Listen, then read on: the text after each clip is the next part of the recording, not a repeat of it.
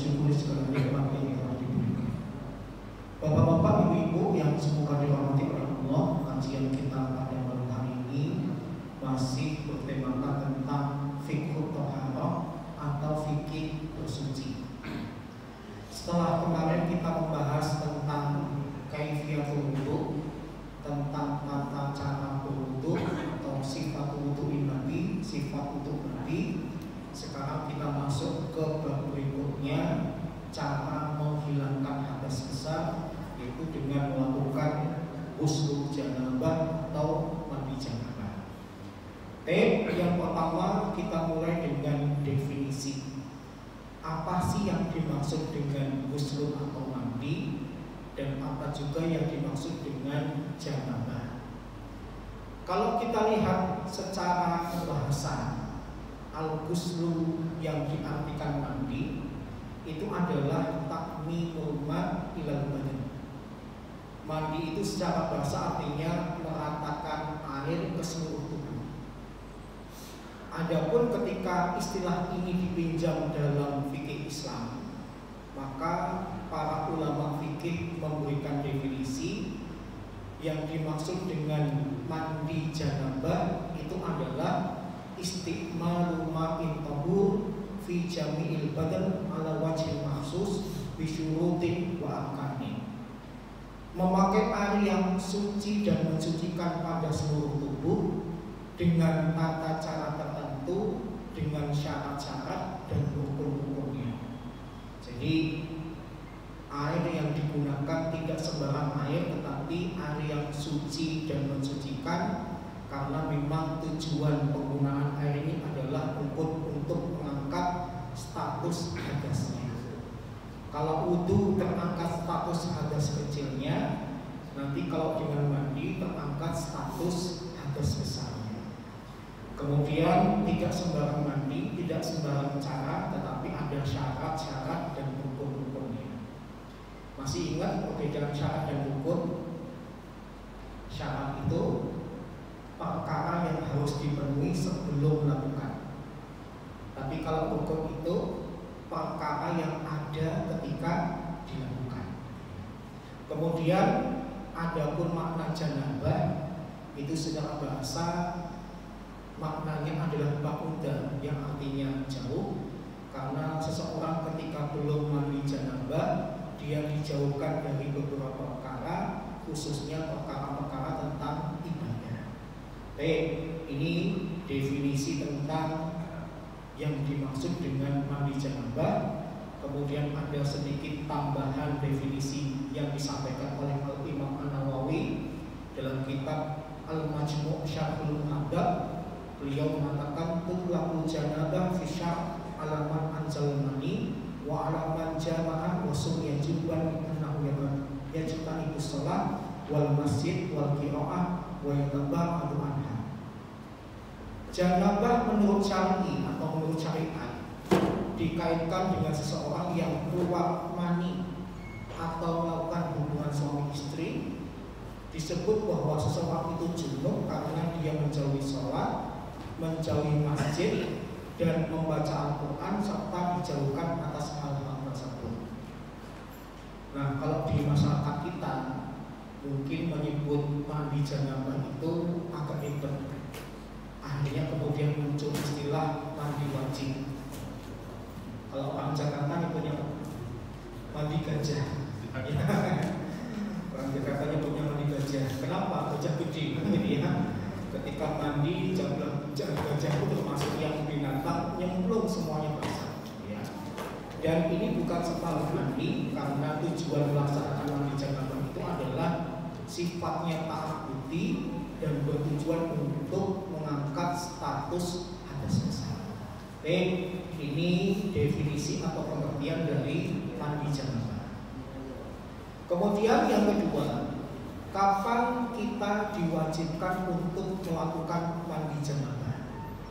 Para ulama menyebutkan beberapa kondisi.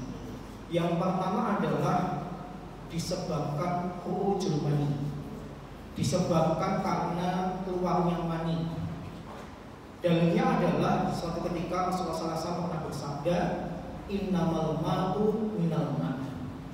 sesungguhnya air itu dari air.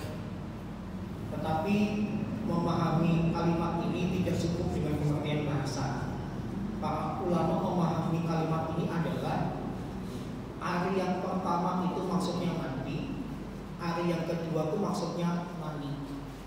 Gara-gara seseorang keluar maninya, akhirnya diwajibkan untuk mandi janabah. Jadi sebab pertama orang itu diwajibkan mandi janabah adalah keluar mani, baik dengan cara disengaja atau tidak sengaja. Disengaja misalnya dengan cara apa? Istimna, melakukan onani atau masturbasi. Atau ada cara juga yang tidak sengaja, misalnya karena ihtilam, mimpi basah. Dan ini berlaku untuk laki-laki atau perempuan ketika dia bangun dari tidurnya mendapati di kemaluannya basah disebabkan mani, maka dia harus melaksanakan mandi janabah. Kemudian yang kedua, sebab seseorang itu mandi janabah apa? Al-jima, hubungan suami istri, hubungan seksual, hubungan badan. Tetapi para ulama memberikan batasannya dulu, kapan sih seseorang itu dikatakan jima. Para ulama memberikan definisi orang itu dikatakan jima jika dia buruk sindaka ail hasyafah fi farjil ma'ah walau min ghairi inzal mani. Bapak itu dikatakan sudah menggauli istri atau melakukan jima, itu ternyata ada batasan minimalnya. Minimalnya apa? Kepala-kepala itu hilang di kemaluan si istri. Jadi nggak harus masuk semua, yang penting kepalanya. Atau sebutannya al-hasyafah. Meskipun tidak sempat mengeluarkan air mani, yang penting kepalanya masuk, hilang. Meskipun tidak mengeluarkan, pokoknya kepalanya hilang. Hilang bukan di sebagian tempat, tapi di lubang kemaluan istri. Nah itu sudah dikatakan jima. Jadi kalau kita bandingkan dengan penyebab pertama, yang pertama itu kalimat simpelnya adalah keluar meskipun nggak masuk. Yang kedua masuk meskipun nggak keluar. Paham ya? Yang belum paham berarti belum ngerti. Untuk lebih detailnya silahkan tanya Mas Gita. Baik gitu ya. Jadi yang pertama keluar meskipun nggak masuk, yang kedua masuk meskipun nggak keluar. Ya, hal itu diperkuat dengan sabda Nabi, "Idza wasal khitam al-khitana faqad wajibal ghusl." Kalau kemaluan itu sudah melampaui kemaluan yang lain, maka wajib mandi. Kemudian Nabi juga pernah bersabda, "Idza jalasa baina syu'abil arba summa jahadaha faqad wajibal ghusl." Kalau seseorang laki-laki sudah meletakkan 4 anggota tubuhnya di atas tubuh istrinya dan dia bersungguh-sungguh untuk melakukannya, maka dia wajib untuk mandi. 4 anggota tubuh yang diletakkan laki-laki kepada istrinya itu apa? 2 tangan dan 2 kaki. Ini ungkapan halus dari hubungan suami istri yang diungkapkan oleh Nabi, 4 anggota badannya nindih badannya istri. Dan ada keinginan untuk melakukan hubungan badan, maka yang seperti itu dia nanti wajib mandi janabah. Kemudian penyebab yang ketiga, kondisi ketiga kita itu wajib mandi adalah karena seseorang itu meninggal. Para ulama memberikan salah satu contoh dalilnya adalah tentang laki-laki yang sedang wukuf di Arafah. Dia mengendarai unta tapi kemudian jatuh dari untanya, dan untanya memperparah dengan menginjak-injaknya sampai mati. Maka Rasulullah SAW kemudian memerintahkan para sahabat untuk memandikan laki-laki tersebut, kemudian diberikan kain kafan, memandikannya sambil dicampur dengan air plus perasan daun bidara, kemudian Kemudian Rasulullah juga memerintahkan diberikan wewangian dan kepalanya jangan ditutup. Karena orang yang meninggal dalam keadaan ihram itu nanti dibangkitkan dalam keadaan masih bertalbiyah kepada Allah. Satu-satunya jenazah yang tidak dimandikan itu cuma jenazah para syuhada. Orang yang meninggal dalam membela agama Allah itu tidak perlu dimandikan. Tapi kalau bukan karena mati syahid, maka dia wajib dimandikan. Kemudian kondisi keempat adalah ketika wanita selesai dari haidnya. Sebagaimana Rasulullah SAW pernah berkata kepada Aisyah, "Idza aqbalatil haidah fada'i shalah, wa idza adbar faksili anki dam wa sholli." Kalau engkau mendapati haid, maka tinggalkan sholat. Tapi kalau haidnya sudah selesai, maka mandilah dengan membersihkan darah yang tersisa, kemudian sholatlah. Berarti kondisi keempat, selesai dari haid, wajib mandi janabah. Kemudian yang kelima dan keenam, yaitu nifas dan melahirkan. Para ulama menjelaskan kenapa sih nifas dan melahirkan itu setelah selesai wajib bagi wanitanya untuk mandi.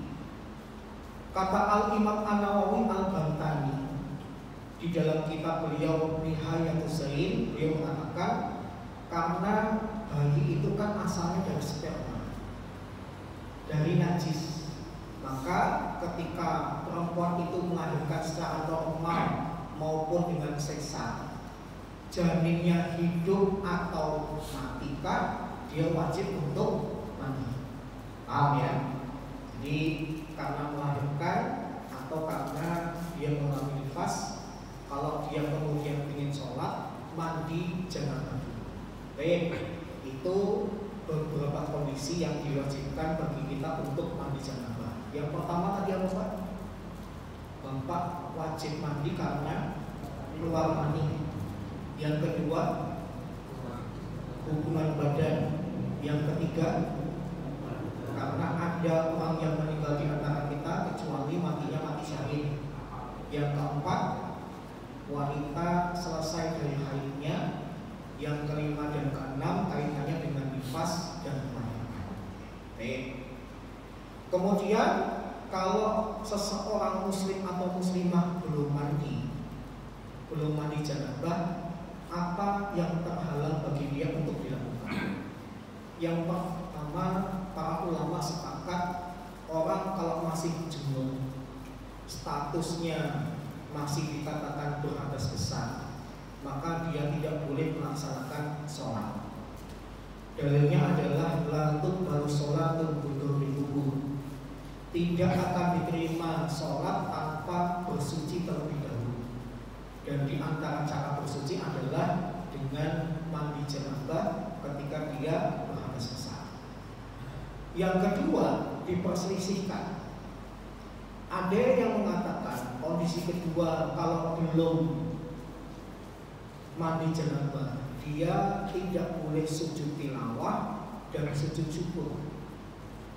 Sujud tilawah itu sujud karena apa Pak? Membaca atau mendengar ayat al-sajdah. Para ulama yang mengatakan nggak boleh sujud tilawah kecuali mandi janabah dulu, beranggapan karena sujud itu bagian dari sholat.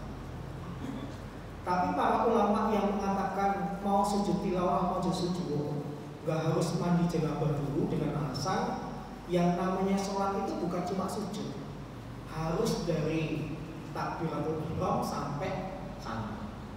Sehingga kalau ada di antara kita yang ketika junub mendengar ayat sajdah dia sujud tilawah, kita hormati. Kalau ada yang kemudian tidak sujud tilawah karena merasa mandi dulu, kita hormati juga. Karena para ulama sendiri berbeda pendapat. Tapi kalau mau dilogika, kaitannya dengan sujud syukur. Sujud syukur itu apa sih? Sujud yang kita lakukan berterima kasih kepada Allah karena pemberian hari ini tidak seperti hari-hari yang biasa. Sujud syukur itu Bapak Ibu lakukan kalau dapat nikmat yang jarang terjadi. Tapi kalau itu sering terjadi, berulang, nggak usah sujud syukur. Misalnya Bapak Ibu makan pakai nasi kan? Kalau makan nasi itu ritual harian, sering habis makan nasi nggak usah sujud syukur. Karena itu biasa. Kejadiannya harus luar biasa, misalnya hari ini kemasukan dana 1 miliar. Nggak tiap hari dapat transfer 1 miliar, nggak perlu sujud syukur. Paham ya? Setiap 2 tahun istri kita melahirkan. Kalau memang sudah sering, nggak usah sujud syukur. Tapi kalau sudah menanti puluhan tahun, hari ini baru kemudian dikabulkan punya anak, itu baru sujud syukur. Paham ya? Sujud syukur itu identik perkara yang luar biasa. Dan kalau pakai syarat mandi janabah dulu, misalnya kita dapat berita gembira, tapi karena masih junub mandi janabah dulu, nanti kalau sujud rasanya tidak senyaman orang yang langsung sujud. Bapak dapat berita, dapat uang yang begitu banyak, itu paling enak langsung sujud atau mandi dulu? Kalau bisa refleks, paham ya? Sehingga untuk pendapat kedua, saya lebih cenderung tidak harus mandi janabah dulu kalau sujud tilawah dan sujud syukur. Kita mendengar ada ustadz membaca ayat yang di dalamnya ada ayat sajadah, padahal kita junub, kita mandi dulu baru sujud tilawah, kelamaan. Sehingga lebih pasnya sih kalau menurut saya, Bapak dan Ibu boleh beda, nggak harus mandi janabah dulu. Tapi ada ulama yang mengatakan bagusnya mandi janabah. Kemudian yang ketiga, tidak boleh dilakukan kalau masih junub atau belum melakukan mandi janabah itu adalah tawaf. Sebagaimana kita bahas di pertemuan kemarin, Rasulullah menyamakan kegiatan tawaf dengan sholat. Bedanya kalau dalam tawaf kita boleh ngobrol. Dan Rasulullah kemudian memberikan rambu-rambu fa'akil kalam. Seandainya dalam tawaf itu ada obrolan, kalian ngomong, maka sedikitkanlah, jangan banyak-banyak. Dan usahakan ngobrolnya itu ngobrol yang sifatnya masih ada hubungannya dengan kegiatan tawaf. Misalnya saya contohkan kemarin, ngelilingi Ka'bah itu 7 kali. Kita lupa ini sudah putaran berapa. Kita tanya sama istri kita, udah putaran berapa Bu? 4 kurang 3. Ya itu boleh. Jangan sisihkan obrolan yang nggak nyambung, nggak bermakna. Misalnya Persija lawan Persib semalam berapa Bu? Nggak nyambung, gitu ya. Ya seakan-akan menodai sakralnya orang sedang tawaf. Paham ya? Meskipun boleh ngobrol, tapi usahakan diminimalisir dan usahakan yang masih ada kebutuhannya dengan tawaf. Oke, jadi selama belum mandi janabah, sholat nggak boleh. Menurut sebagian ulama sujud tilawah dan sujud syukur nggak boleh. Kemudian tawaf pun juga nggak boleh. Kemudian apalagi yang terlarang kalau belum mandi janabah, yaitu memegang mushaf. Hanya saja pengertian mushaf itu berkembang. Di zaman Nabi ketika para sahabat mengumpulkan sebagian dan baru utuh 30 juz setelah Nabi wafat, yang namanya mushaf itu kondisinya tidak seperti mushaf kita. Mushaf di zaman Nabi dan setelah Nabi wafat itu nggak ada sampulnya. Sehingga ada yang berpendapat yang nggak boleh disentuh langsung itu kalau tidak memiliki sampul, dan yang disentuh itu adalah halaman-halaman yang bertuliskan ayat-ayat Allah. Paham ya? Kemudian yang kedua, pengertian mushaf itu juga ada yang memahami mushaf itu murni bahasa Arab. Tapi kalau kemasukan terjemahannya itu bukan mushaf. Sehingga kalau Bapak Ibu sedang junub, boleh yang pegang Al-Quran yang murni dari awal sampai akhir aksaranya Arab. Tapi kalau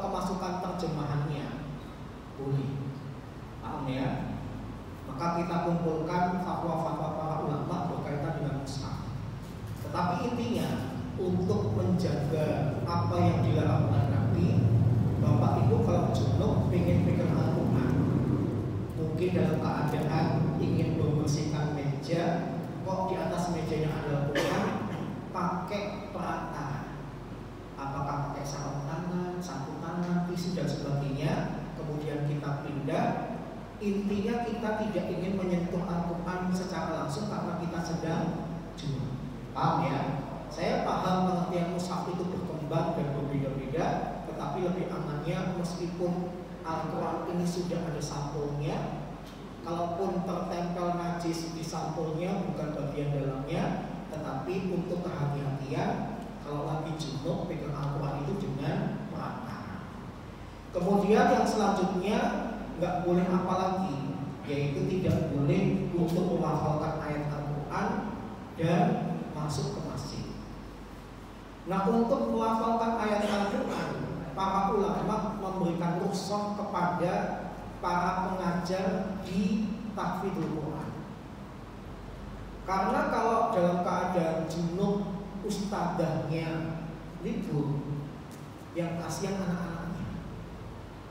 Kalau ustadzahnya cuma menstruasi 3-5 hari nggak masalah. Ada perempuan yang ketika menstruasi itu waktunya sangat lama. Konon ada yang sampai bisa 21 hari, 3 minggu. Terus yang kasihan nanti siapa? Muridnya. Padahal di beberapa lembaga tahfidz itu ada siswa-siswi yang nggak boleh nambah hafalan kecuali dengerin ustadzanya membacakan dulu. Karena metodenya simai, metodenya pakai sanad. Jadi kalau kemudian menurutin kondisi ustadzanya, bisa berhari-hari murid itu libur.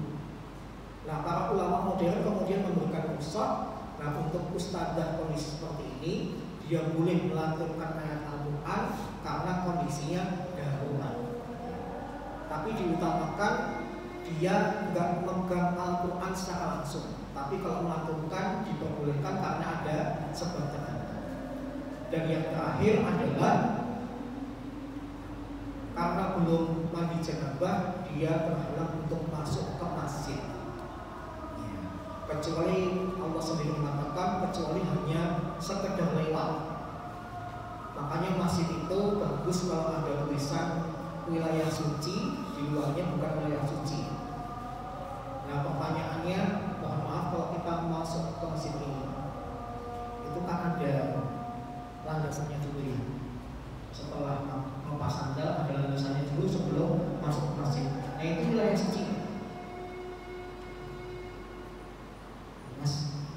Wilayah suci. Kalau memang itu dipakai untuk sholat, berarti orang yang junub nggak boleh berlama-lama. Nah, untuk mengatasi karena jemaah di masjid itu tidak semua laki-laki, ada yang perempuan, seandainya perempuan kemudian ada kegiatan pengajian, supaya mereka tetap bisa ngaji, mungkin masjid memberikan tikar di luar masjid, memberikan kursi di luar masjid, sehingga meskipun mereka keadaannya masih junub, masih diberikan kesempatan untuk ikut pengajian. Kemudian tentang teknisnya, para ulama membagi teknis ketika mandi janabah itu dengan 2 istilah. Ada yang fardu wajib dan ada yang sunnah. Nah, yang wajib dilakukan ketika mandi janabah itu apa? Yang pertama niat, yang kedua baca basmalah.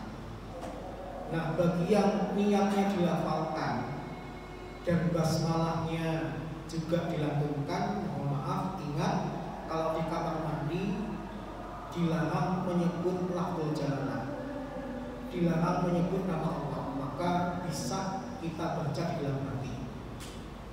Di sir pun jangan, sebaiknya di dalam hati.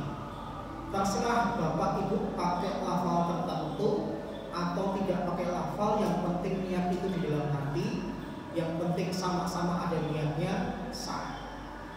Yang kedua, yang wajib itu apa? Membersihkan najis yang keluar dari 2 lubang, lubang kemaluan maupun lubang anus.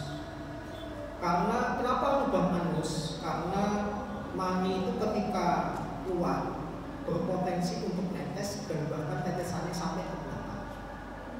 Kemudian yang ketiga, wajibnya apa? Meratakan air ke seluruh tubuh. Setahu saya, yang metode mandinya sesimpel ini adalah mazhab Syafi'i. Bahkan di dalam kitab Safinatul Najah, kitab yang ditulis oleh ulama Syafi'iyah pun juga menyebutkan cara mandi janabah sesimpel ini. Yang penting niat basmalah, membersihkan najis, kemudian meratakan air ke seluruh tubuh, maka mandi janabah bapak dan ibu sudah dikatakan sah. Tapi kalau ingin niru semirip mungkin dengan Nabi, maka gerakan selain yang fardu ini disebut dengan sunnahnya. Apa saja sunnah-sunnah ketika mandi janabah? Yang pertama, mencuci kedua tangan. Kemudian setelah kedua tangan itu dicuci, dia kemudian menggunakan tangan kirinya untuk membersihkan najis yang keluar dari lubang kemaluan maupun lubang anus. Kemudian karena tangannya habis dipakai untuk membersihkan kotoran, dia kemudian membersihkan dengan tanah. Ulama modern kemudian memperbolehkan dengan sabun. Intinya kotoran yang sempat nempel di tangan kiri itu harus dibersihkan. Setelah dibersihkan dengan tanah atau dengan sabun, kemudian gerakannya adalah berwudu persis seperti wudhu untuk salat. Bedanya kaki jangan dibasuh dulu. Kenapa? Karena nanti diselai dengan gerakan-gerakan lain, yaitu apa? Mengguyur air ke kepala, diusahakan ditahlil. Ditahlil itu adalah memasukkan air ke sela-sela rambut. Diutamakan yang kanan dulu, baru yang kiri. Setelah kepala, kemudian menyiram badan. Diutamakan yang kanan dulu, baru yang kiri. Setelah kemudian badan, kalau memang ada badan yang belum terbasahi, misalnya bagian bawah, maka silakan dibasahkan. Setelah kemudian selesai, Rasulullah kemudian berpindah selangkah dua langkah, kemudian beliau membasuh kedua kaki. Sehingga inilah yang menyebabkan orang kalau habis mandi janabah bisa langsung sholat. Kenapa? Karena ada wudhunya. Jadi kalau ingin persis kayak Nabi, lakukan fardunya dan sunnahnya. Tapi bapak ibu sudah dikatakan sah mandi janabah kalau cuma melakukan fardunya saja. Saya mau tanya, di antara bapak dan ibu yang pernah menggabungkan fardu dan sunnahnya, ngajeng? Enggak ada. Ibu-ibu ada. Ibu-ibu pakai mazhab Syafi'i ya, yang tiga ini yang penting niat basmalah, membersihkan kemaluan atau sumber najis, kemudian meratakan air. Saya katakan itu tetap sah, tapi kalau ingin lebih afdolnya, yaitu dengan melakukan sunnah-sunnah. Kemudian yang perlu diperhatikan dua, sebagaimana Nabi ketika wudhu mendahulukan yang kanan, maka dalam mandi pun ketika menyelai bagian kepala kanan dulu baru kiri, mengguyur badan itu pun diutamakan yang kanan dulu baru yang kiri. Kemudian semakin ditekankan lagi, setelah berjabat, bapak ibu gak perlu wudhu lagi, langsung bisa sholat. Kecuali kalau kemudian udah selesai ritual mandi janabahnya, bapak pipis lagi.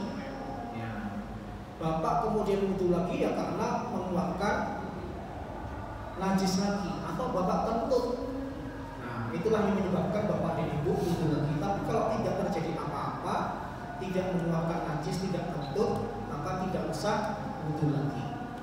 Bahkan ada riwayat Nabi ketika keluar dari kamar mandi selesai mandi janabah, Aisyah kemudian memberikan handuk, Nabi tepis.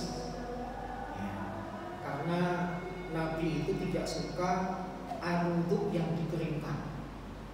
Tetapi seandainya mengeringkan bukan haram, hanya saja makruh. Kemudian selain mandi wajib, ada istilah mandi sunnah.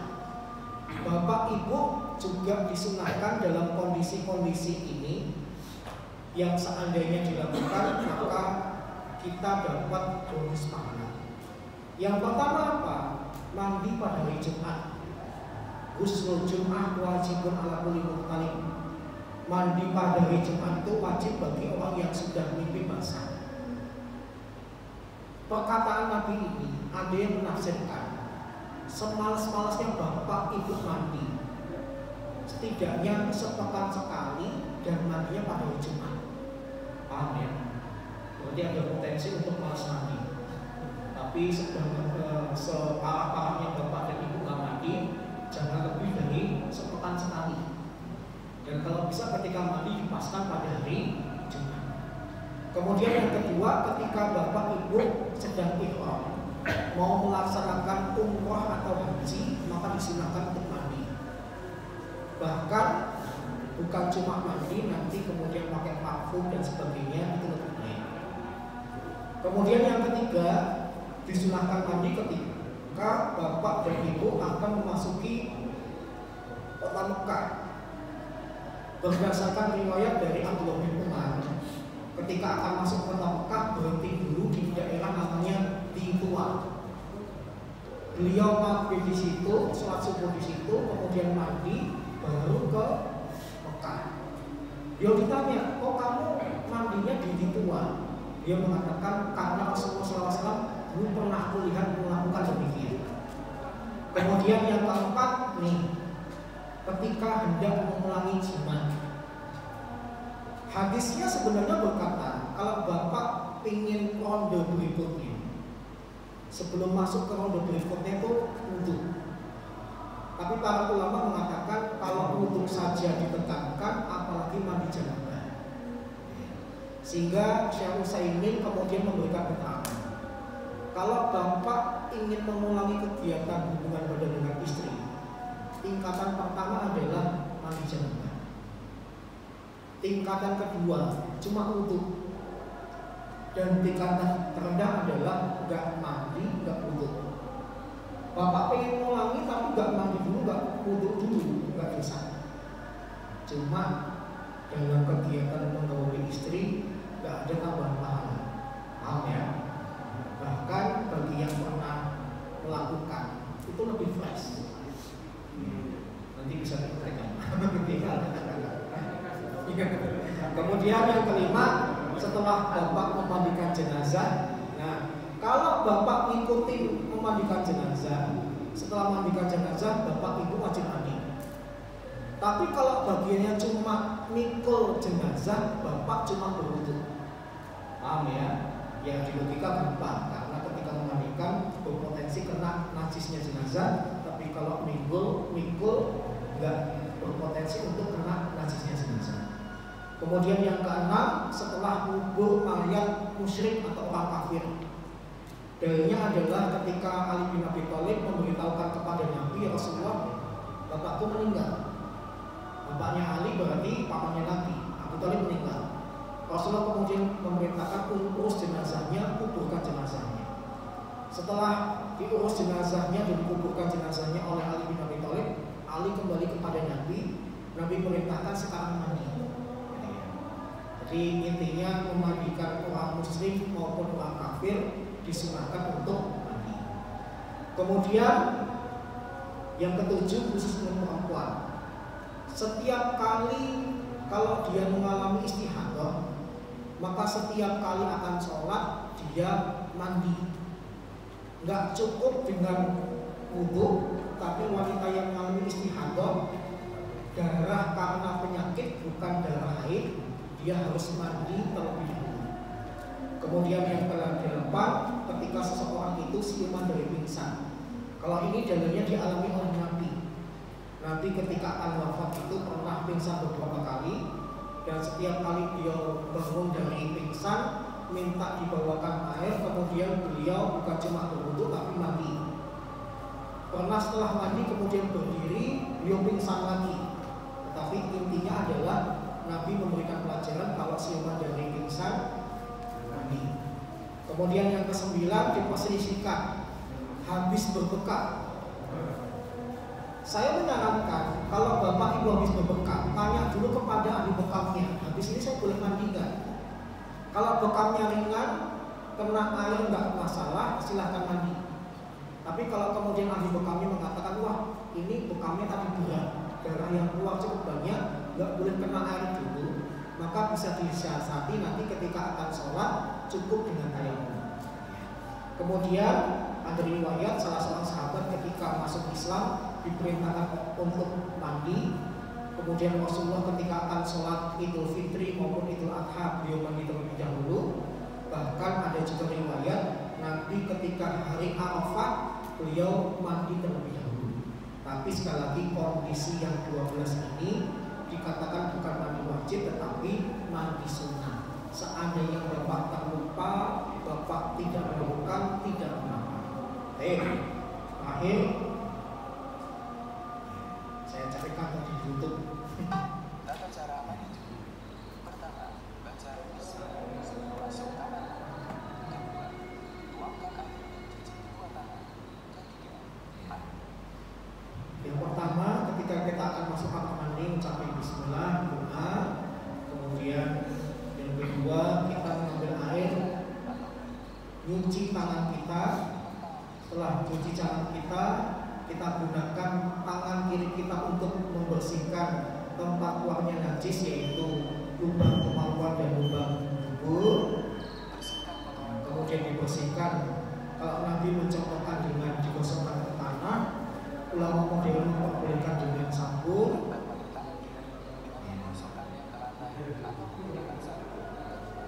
Kemudian berwudu seperti wudu akan sholat, bedanya tanpa mencuci kaki. Kemudian yang lain air di rambut, di kepala. Diutamakan yang kanan dulu, baru yang kiri. Demikian juga ketika beliau badan. Setelah itu silahkan pindah selangkah 2 langkah untuk menyempurnakan gerakan wudu ini, yaitu membasuh kedua kaki.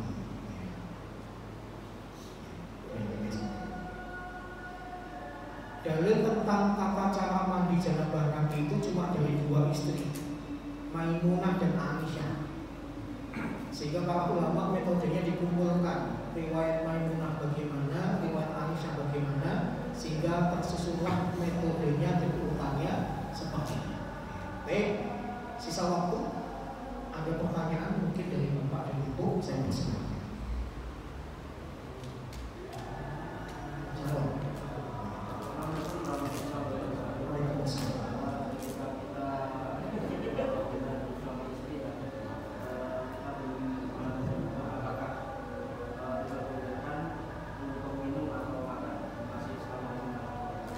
Tidak ada larangan untuk makan dan minum.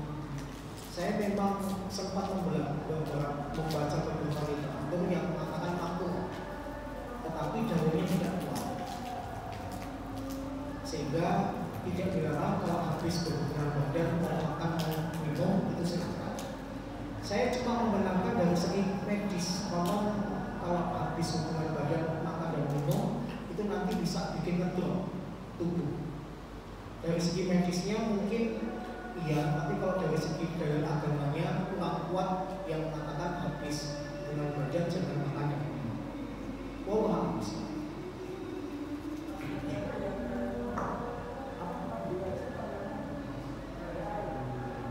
Kalau tidak ada air dengan tayamum, iya. Mau bapak terhalang untuk wudu, mau bapak terhalang untuk mandi janabah, nanti solusinya diantaranya adalah dengan bertayamum.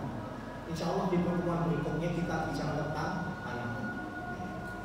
Tapi intinya bersuci itu dengan air. Hadas kecil dengan wudu, hadas besar dengan mandi janabah. Kalau nggak bisa melakukan keduanya, baru yang ketiga yaitu sambut. Kalau sudah tidak ada, mari kita tutup dengan doa masjid yang adalah subhanallah wa bihamdihi.